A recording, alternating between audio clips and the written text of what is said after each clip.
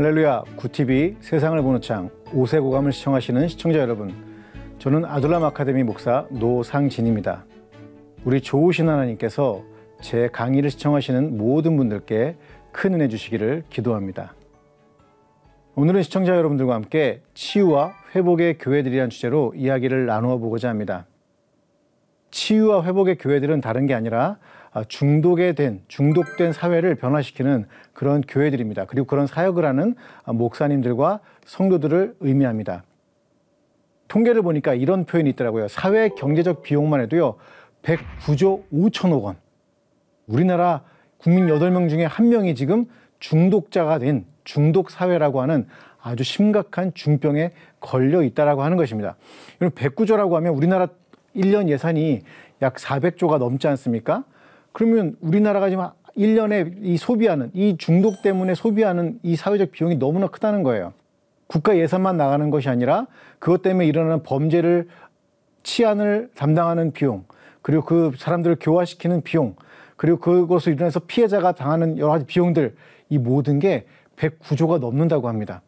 여러분, 이 엄청난 비용들을 우리 사회가 지금 치르고 있습니다. 그런데 아무도 지금 이 사회 속에서 어떻게 이 중독사회를 건져낼지 아무도 알지 못하고 있는 심각한 상황이라는 거죠. 특별히 이 중독이 일어나게 되면 어떤 일이 벌어지냐? 하나님의 형상을 파괴하는 사건들이 벌어집니다. 하나님은 우리를 만드실 때 하나님의 성품과 하나님의 형상을 따라 지음받은 그런 존재로 분명히 만드셨는데, 살아가다 보면 이 중독에 걸려있는 사람들을 보면요, 정말 이게 인간인가? 이 인간 저 인간 할 수도 있겠지만 정말 인간인가라고 하는 엄청난 일들을 보게 됩니다. 제가 몇 가지 신문 기사들을, 헤드라인들을 따왔는데요. 게임 중독 영아 살해, 6위 20대의 눈물, 이런 표현이 있죠. 여러분요, 이 19세, 20세의 미혼모들도 많고 미혼부들도 많습니다. 저도 실제적으로 비행청소년 사역하면서 그런 친구들을 만나서 그런 친구들 돕고 그런 친구의 자녀들에게 여러 가지 지원도 해주고 돕기도 했는데요. 문제는 그 친구들이 다 거의 게임 중독에 빠져 있어요. 그래서 애들이 밥을 먹는지, 애들이 뭘 하는지 신경을 쓰지 않는 경우가 굉장히 많습니다. 바로 게임 중독에 빠졌던 아빠와 엄마라고 하기엔 좀 어린 그 어린 자녀들이 어떻게 했냐면 그 아이가 죽도록 살해를 했다라는 거죠. 또 그뿐이 아닙니다, 여러분. 일확천금을 노리다 가족 살인까지, 도박 중독에 걸린 그런 가족이 있었던 거예요. 일확천금 노리다가 여러분 돈이 떨어지면 어디로 갑니까? 가족에게 갑니다. 그리고 가족에게 이번 기회만 더 달라고 얘기를 하고 돈을 달라고 얘기를 합니다. 가족들이 그걸 안 줄 수가 없잖아요. 너무 무섭거든요. 때로는 위협을 하기도 하고 협박을 하기도 합니다. 어떤 분들은 안 주면 되겠지. 근데 그건 당해보지 않은 사람은 몰라요. 여러분 앞에서 막 칼 갖고 막 그래봐요. 얼마나 힘들겠는가.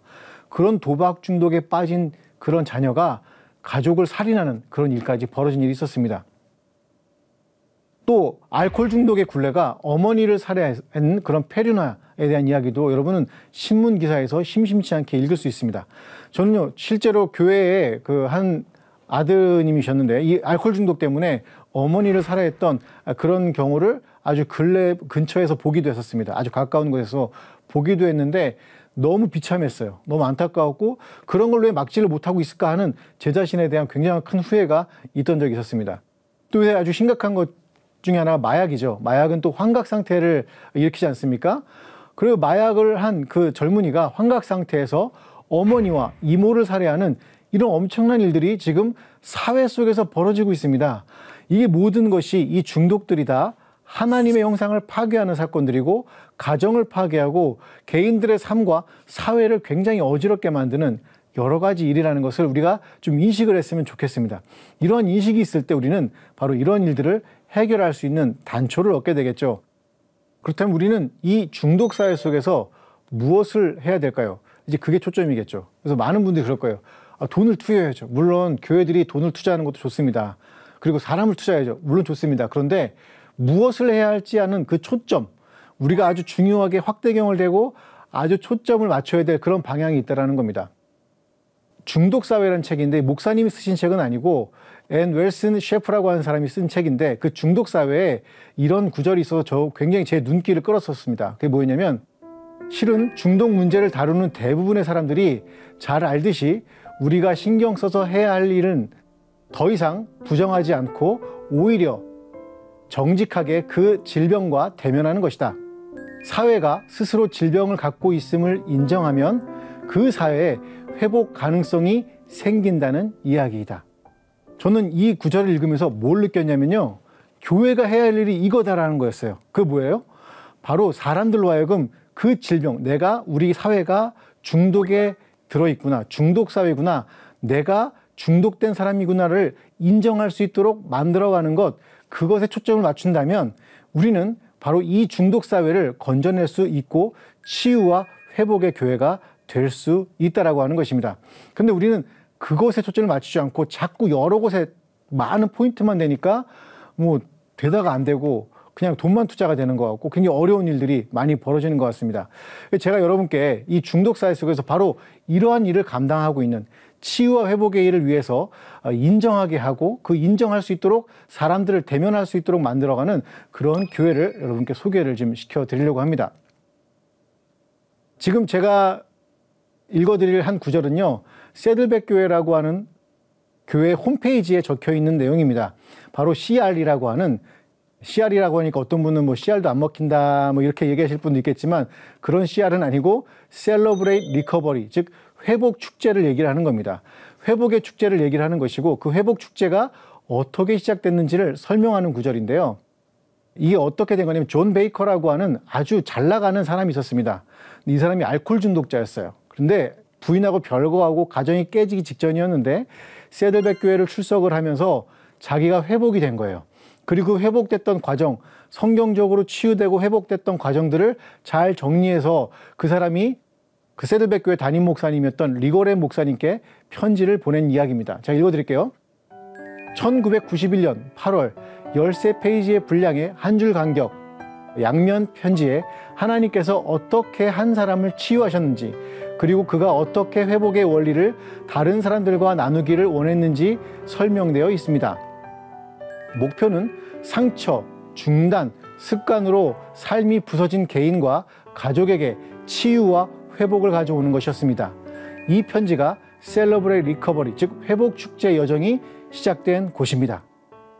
이 존 베이커라는 사람이 자기가 어떻게 치유되고 자기 가정이 어떻게 회복됐는지를 성경적으로 깨달은 원리가 뭐였냐면 바로 팔복, 여러분 잘 아시는 산상수훈 마태복음 5장에 나오는 그 팔복의 원리를 가지고 자기가 회복됐다는 내용을 그 13페이지의 편지에 적어서 리고레 목사님께 보냈습니다. 자, 리고레 목사님은 어떻게 반응을 했을까요? 여러분이 담임 목사님이면 어떻게 반응을 했겠습니까? 할렐루야, 성도님 감사합니다, 잘하셨어요, 할렐루야 이러고 축복 기도해드리겠습니다 이러고 끝났을 텐데, 그때 이 새들백 교회 담임 목사님이었던 리고레 목사님 마음 가운데 하나님의 음성이 들렸던 겁니다. 그래서 그 존 베이커라는 분한테 이렇게 얘기를 하죠. John, go do it. 존, 가서 지금 실행해. 이렇게 얘기를 했던 거예요. 그래서 이 존 베이커라는 사람이 목사 안수도 받으시고 그때부터 그 사역을 시작했던 게 회복 축제의 시작이었고, 그 뒤로 엄청난 일들이 벌어지기 시작을 합니다. 실제로 이 회복축제의 사역은요, 43명으로 시작을 합니다. 그 많은 인원이 시작된 게 아니에요. 우리는 항상 뭐 크게 뭔가를 시작을 하려고 해요. 그게 아니라요. 교회 모든 사역은요, 무로부터고 몇 명 안 되는 사람들로부터 시작을 합니다. 다윗을 구했던 사람 몇 명 되지 않아요.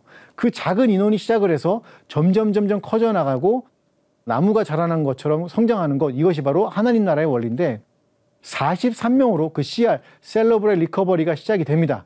그리고 거기서 치유가 일어나고 사람들이 변화되고 가정이 다시 하나 되고 화합되는 일들이 벌어지기 시작을 한 거예요. 그리고 그거를 체계화시키고 교재를 만들고 사람들을 변화시키는 이 일이 계속 나가다 보니까 어떻게 일이 벌어졌냐? 여러분, 캘리포니아에 있는 재소자를 위한 공인 프로그램이 됩니다. 그리고 전 세계적으로 42개의 나라와 주에서 그 교도소에서요, 감옥에서요, 이 프로그램을 사용해서 사람들을 회복시키는 일을 벌이기 시작을 합니다. 여러분, 이거 엄청난 일 아닙니까? 여러분, 사회에서 만든 프로그램이 아니에요. 팔복이 들어간 이 프로그램을 가지고 범죄자들을 치유하는 프로그램이 되는 이 회복축제의 사역이 전 세계를 강타하기 시작을 했습니다. 뭐 지금은 약간 좀 수그러들은 것 같긴 한데 10년 전만 해도 이런 사역 때문에 회복교회라는 교회들이 막 생겨나기 시작을 했습니다.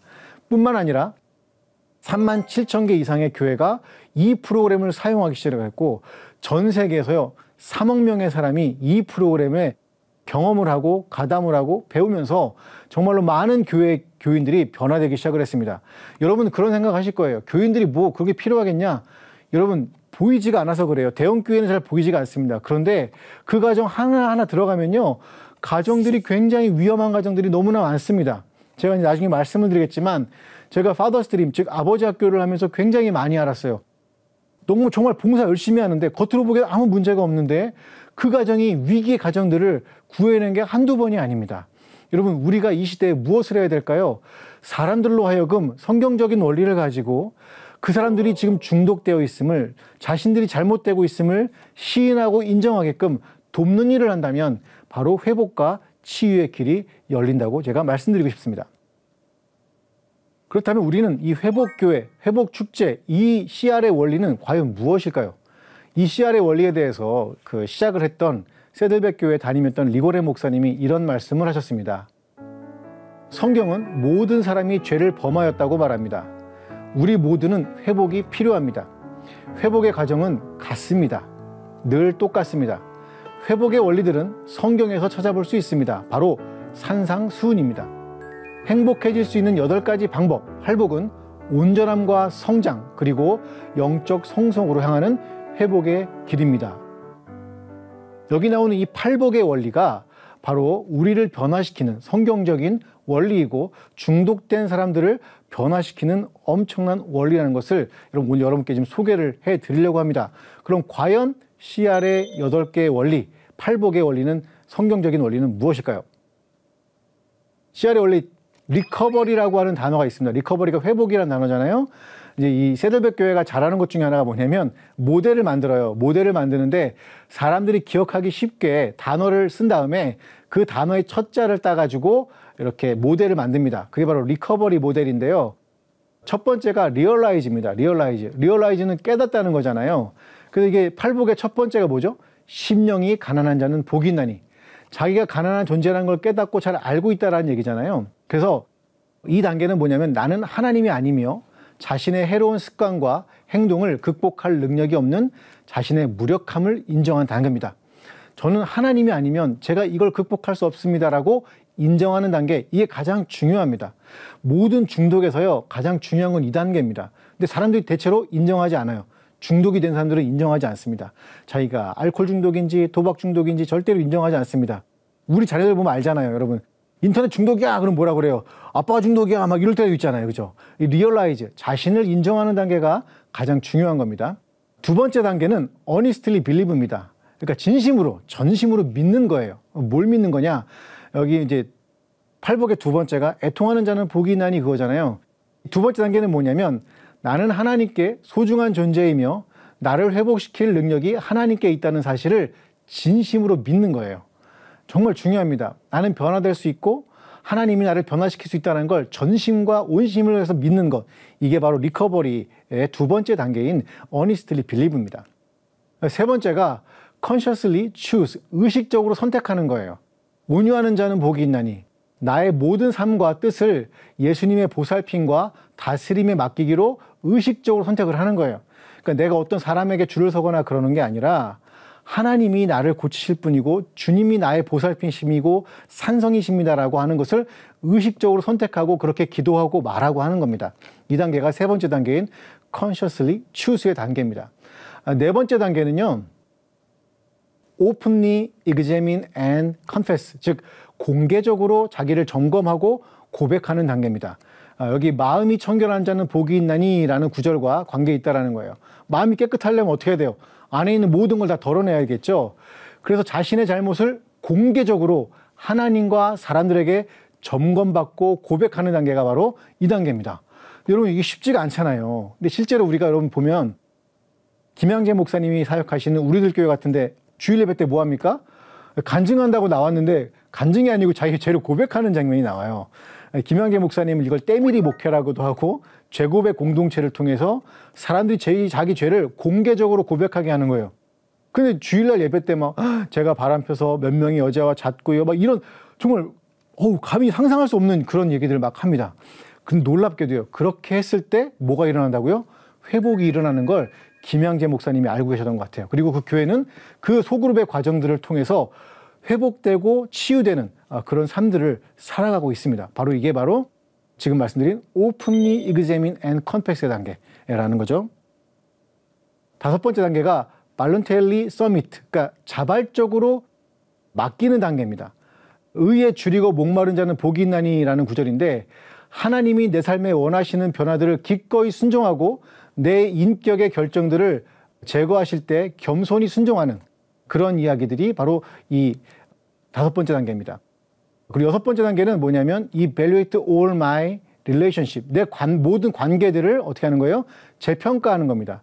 그래서 긍휼히 여기는 자는 복이 있나니와 화평케 하는 자는 복이 있나니가 바로 여기에 속하는데, 이 단계가 굉장히 중요합니다. 왜냐하면 나에게 상처 준 사람들이 있을 거예요. 그리고 그 상처 때문에 어떤 사람들은 중독에 걸린 사람들이 있을 겁니다. 그 상처를 준 사람들을 용서하는 단계가 바로 이 단계입니다. 바로 이 단계고, 또 하나, 다른 사람들에게 내가 피해를 준 것들에 대해서 사과하고 회개하고 보상하는 단계, 바로 이 단계를 통해서 사람들이 회복되기 시작을 합니다. 내가 아내에게 상처를 줬어요. 대부분 모르거든요. 저도 이렇게 생긴 건 그렇게 안 생겼지만 여러분, 아내에게 상처를 많이 준답니다. 목사가 그러면 되냐고 여러분이 말씀하셔도 어쩔 수가 없어요. 인간이다 보니까. 그러나 제가 그것을 내가 정말 잘못했어 라고 사과를 하면 아내가 누그러지겠죠. 마찬가지입니다, 여러분. 그 단계를 넘어서야 우리가 회복의 단계로 넘어갈 수가 있어요. 나는 죽어도 미안하단 말 못해, 이런 분들이 있으시면 바로 이 CR의 이 8단계에 들어가셔서 꼭 회복되시기를 축복드립니다.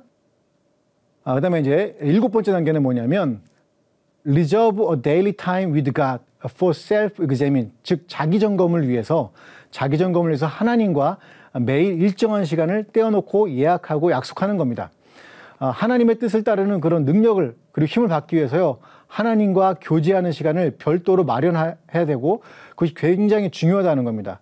제가 이걸 어떻게 알 수 있냐면, 저희 아내가 또 사모님이긴 하지만 직장 생활도 하고 사업을 하다 보니까 성경을 못 읽었어요. 그러다가 어느 순간부터 밤에 9시에 퇴근을 해도 성경을 읽더라고요.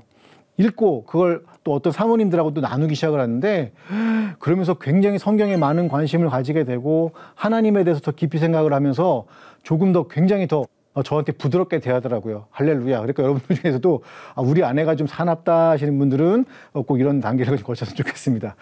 이거 방송에 나가죠. 마지막 단계는요, yield myself to God, 하나님께 내 삶을 드리는 거예요.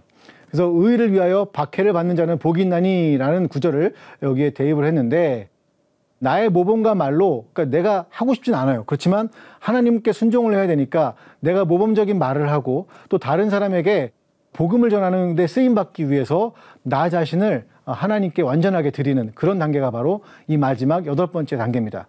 존 베이커 목사님이 바로 이런 단계들을 거쳐서 자기가 변화됐고 가정이 회복됐고 많은 사람들, 3억 명의 사람들이 경험하게 했고 많은 범죄자들을 치유하게 하는 이런 일들을 하면서 이 회복교회를, 회복축제와 회복교회들을 굉장히 많이 미국 사회와 한국 사회에 전파하셨습니다. 물론 지금은 돌아가셨지만 저는 이러한 기본적인 원리들을 통해서 한국 사회에 있는, 우리나라 사회에 있는 교회들이 이런 일들을 해야 된다라고 생각을 합니다. 제가 이런 일들 중에 하나가 바로 했던 게 Father's Dream이라는 거였어요. Father's Dream. 여러분, Father's Dream 하니까 이게 뭐지? 라고 궁금해하실 분이 있을 것 같은데, 이게 이제 오늘이 했었던 아버지 학교랑 똑같은 겁니다.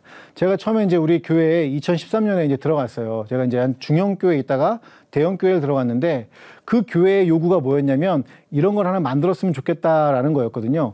근데 그때 제가 담당했던 게 뭐였냐면 이제 교육훈련원이라는 부서였어요. 거기서 이제 팀장으로 일을 했는데, 교육훈련원이니까 성경교육도 하고 신앙교육도 하고 교회 안에 있는 성인교육을 모두 다 담당을 했습니다. 근데 파더스 드림을 해야 되는데 팀이 아무것도 없는 거예요. 제가 이제 아버지들을 모으기 시작을 했습니다. 그러니까 아버지들을 모았는데 이 아버지들 굉장히 재밌어요. 강남에 사시는 아버지들에다가 이분이 다 사업하시는 분들이에요. 처음에 회의를 하는데 이제 다 회의를 할 때 뭔가 할 거 아니에요. 기도하고 회의를 딱 할 때 이걸 해야 됩니다 라고 얘기를 해요.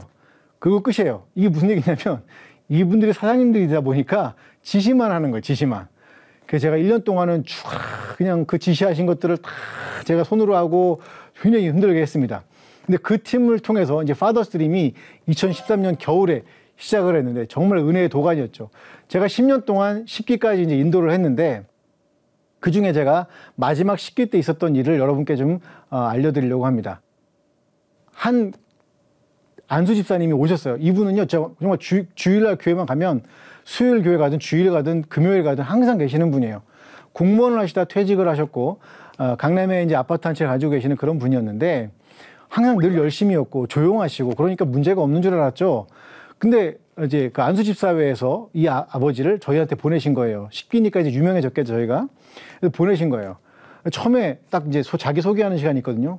딱 마이크를 들더니 무서운 얼굴로 말씀하시는 거예요. 내가 우리 아내랑 정말 화가 나는 일이 있는데 하시면서 자기가 굉장히 정당하다고 말씀하신 거예요. 그러면서 내가 여기를 한번 해보고 내가 이 5주를 지난 다음에도 과연 이혼을 해야 될지 말아야 될지를 결정하겠습니다 하고서 딱 선포를 하신 거예요. 그러니까 이제 5주 동안은 제가 제 눈에 계속 들어왔겠죠, 그분이. 그리고 1주가 지나고 2주가 지나고 3주가 지나고 4주가 지나고 이제 5주가 돼요.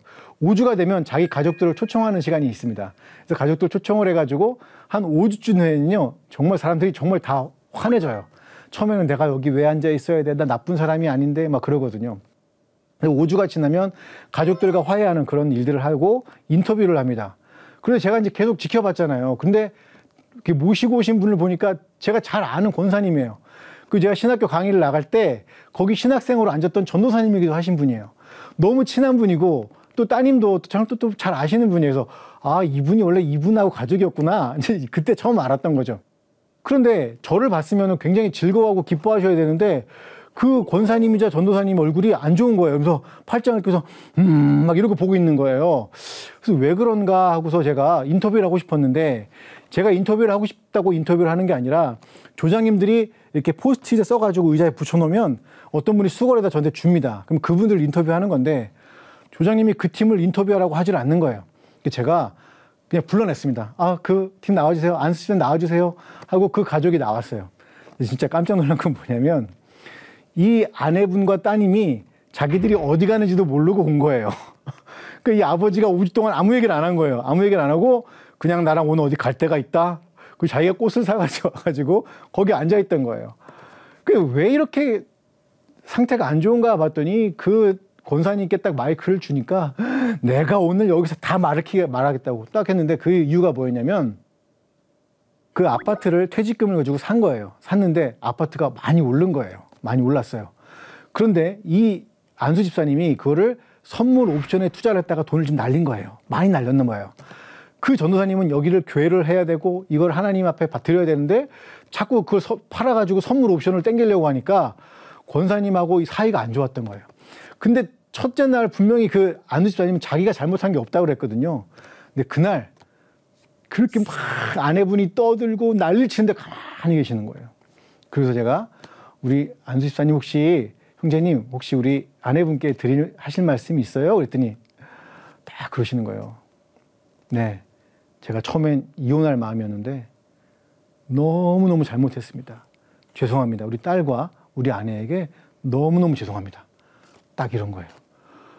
그리고 그 가정이 그날 화해된 겁니다. 근데 제가 드릴 얘기는 여기가 아니에요.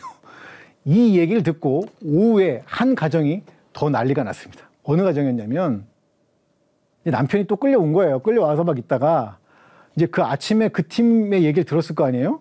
그리고 오후에 이제 인터뷰를 하는데 자기가 하겠다고 나오는 거예요. 이런 경우는 굉장히 드뭅니다, 여러분. 아버지가 내가 하겠습니다 하고 나온 거예요. 그리고 권사님을 또 모시고 나왔어요. 또 제가 잘 아는 권사님이에요. 왜 내가 아는 권사님들은 다 이럴까 슬프더라고요. 근데 그분은 이제 그냥 집사님이신데 돈도 많이 버셨었고 하도 골프 치고 이런 거 노는 걸 좋아해가지고 막 얼굴도 다 완전히 막 기미도 엄청 나고 맨날 그런 거 마시는 분이에요. 근데 이분도 역시 뭐였냐면 방배동에 있던 그 비싼 집을 팔려고 했던 거예요. 근데 오전에 그 집이 하고 있는 간증을 딱 보고 나서는 자기가 자발적으로 나온 거예요. 나는 정말로 아내에게 말할 용기가 나지 않았는데 오늘 여러분 앞에서 공개적으로 제가 우리 아내에게 잘못했다는 사과를 하고 싶습니다. 제가 아침에 있던 그 안수 집사님 팀을 보고서 이렇게 회개합니다 하면서 자신을 오픈하기 시작을 했어요. 그리고서요, 그 집이 얼마나 행복해졌는지 지금도 권사님이 가끔 전화가 오고 안수 집사님이 가끔 저한테 연락이 옵니다. 여러분, 제가 왜 이런 말씀을 드리냐면요. 바로 이렇게 회복의 축제들이, 회복의 일들이 교회 안에서 이루어져야 되고, 앞으로 H형 교회들은 이런 사역을 감당을 해야 지역에 있는 사람들이 그 아픈 사람들을 고쳐낼 수 있어야, 지역에 있는 교회들이 그 아픈 사람들을 고쳐낼 수 있어야 우리가 바로 하나님, 예수님이 원하시는 그런 교회가 될 수 있다는 거예요. 그러니까 뭐 이런 분들이 있을 거예요. 목사님, 그거는 어떤 행사고 프로그램이잖아요. 우리가 어떻게 그걸 할 수가 있어요? 할 수가 있는 방법이 있습니다. 바로 여러분의 소그룹에서 이게 가능하다는 거예요. 저는 이제 제가 저번에도 말씀드렸다시피 제가 이제 그 목사 계급장이라면 좀 이상하고 그걸 띄워놓고 평신도로 들어왔잖아요. 가정교회 소그룹을 모임을 하고 있는데 제가 모시고 왔던 승아 엄마란 분이 있어요. 이건 제가 뭐 이름을 공개 안 합니다. 승아 엄마. 공개 안 합니다. 근데 이 엄마란 분이 이제 남편하고 이혼하려고 준비를 하고 있던 단계였는데 저희가 이제 이끌어가는 이제 주일날은 일을 해야 돼. 백화점에서 일을 하셔야 되기 때문에 주일은 못 가고 이제 가정교회를 같이 가시게 된 거죠. 소그룹 모임을 하시게 됐는데 이분이 자기의 얘기를 담담하게 얘기를 한 겁니다. 자기는 고등학교 나와서 별 볼 일도 없었고 그러다 보니까 남편을 만나게 됐고 그러면서 이렇게 쭉 얘기를 해요. 그런데 갑자기 옆에 있던 도희 엄마라는 분이 펑 하고 터진 거예요. 막 우는 거예요. 그래서 왜 우는지를 몰랐어요. 그래서 괜찮냐 뭐 이렇게 있다가 나중에 들어보니 이 도희 엄마란 분은요, 남편이 서울 시립대를 나왔고 그리고 자신의 부부들을 CC라고 소개를 하고 다녔어요. 그럼 여러분이 생각하기에 어떤 생각이 들어요? 아, 당연히 그 아내분도 서울 시립대를 나왔다라고 생각이 들 거 아니에요. 그런데 한 번도 이거를 부인하거나 부정할 수 있는 시간이 없었던 거예요. 사실 그 도희 엄마란 분은 고등학교를 나왔고 자기가 어려운 삶에서도 굉장히 열심히 살았던 사람인데 어느 날 사람들이 어머 남편하고 이렇게 같이 서울시대 나왔겠죠라고 하다 보니까 그 얘기를 못했던 거예요. 그런데 어떻게 해요? 소그룹 안에서 자기가 그것이 잘못된 일임을 고백하고 얘기를 했던 거죠. 여러분 그 가정교회가 어떻게 됐을까요? 놀라운 하나님의 은혜가 넘쳐나기 시작을 했습니다. 여러분 이 회복과 이 축제, 회복의 축제, 이 CR의 사역의 개념은요, 단지 어떤 큰 교회에서나 교회적인 차원에서나 어떤 프로그램적인 차원에서만 일어나는 게 아닙니다. 우리가 모이는 그 작은 소그룹 안에서 우리가 솔직하게 우리 자신을 오픈하고 우리의 삶의 모든 부분들을 내려놓고 이야기하고 그 비밀들을 서로 지켜주고 서로를 위해서 기도할 때 그 일들이 일어날 수 있다는 것을 여러분 기억하셨으면 좋겠습니다. 저는 오늘 여러분에게 이런 이야기들을 통해서요, 우리에게 오늘날 우리 사회가 된 이 중독 사회 속에서 우리가 어떤 일을 해야 될지를 말씀을 드렸습니다. 여러분도 이런 교회들을 위해서 또 이런 교회들 사역을 위해서 함께 기도해 주시면 감사하겠습니다. 하나님의 말씀으로 세상을 이해하고 바라보는 마음의 창이 여러분 안에 열리기를 소망하며 이 시간 마치겠습니다. 감사합니다.